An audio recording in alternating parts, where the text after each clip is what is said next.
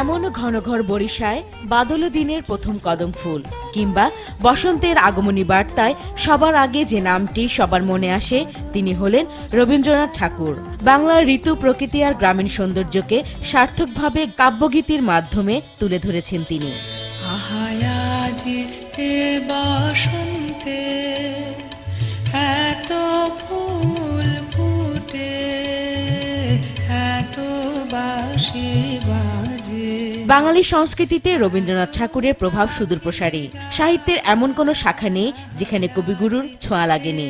প্রেম, romance, ভালোবাসা কিংবা বিরহ প্রকাশে রবীন্দ্রনাথ যেন অপরিহার্য।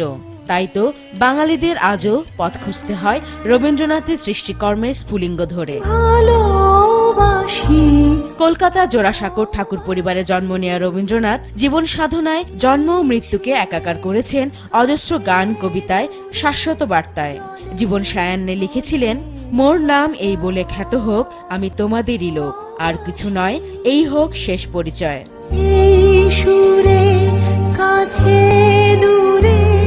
সদা দেদীপ্যমান রবীন্দ্রনাথ রাষ্ট্র, সমাজ আর বিশ্ব ব্যবস্থায় সমানভাবে প্রাসঙ্গিক। তার সৃষ্টিকর্মের মধ্যে আছে কবিতা, গান, ছোট গল্প, উপন্যাস, প্রবন্ধ, নাটক, গীতিনাট্য, নৃত্যনাট্য, ভ্রমণ কাহিনী, চিঠিপত্র, বক্তৃতামালা ও চিত্রকর্ম। গীতাঞ্জলি কাব্যের জন্য 1913 সালে সাহিত্যে নোবেল পুরস্কার অর্জন করেন কৃত্তিমান এই বাঙালি কবি। বাংলাদেশের জাতীয় সঙ্গীত আমার সোনার বাংলা আমি তোমায় ভালোবাসির স্রষ্টা রবীন্দ্রনাথ। ভারতের জাতীয় সঙ্গীতও তারই লেখা। আমার সোনার বাংলা আমি তোমায় ভালোবাসি। বিশ্ব সাহিত্য দরবারে রবীন্দ্রনাথ ছিলেন উজ্জ্বল নক্ষত্র। 30টির বেশি দেশ ঘুরলেও বারবার তিনি ফিরেছেন বাংলায়, শেকড়ের টানে, শান্তিনিকেতনে কিংবা শিলাইদহের কুঠিবাড়িতে। যখন পড়বে না মোর পায়ের চিহ্ন এই বাটে।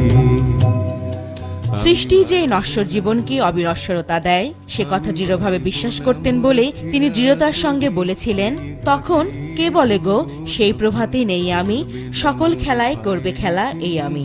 আজ তাই তো কবিগুরুর মৃত্যু দিনেও যতই ব্যথা থাক হৃদয়ে জেগে ওঠে পুষ্পধ্বনি। রবীন্দ্রনাথের সৃষ্টি সম্ভার মানুষের জীবনের জন্য পরম পাথেয়।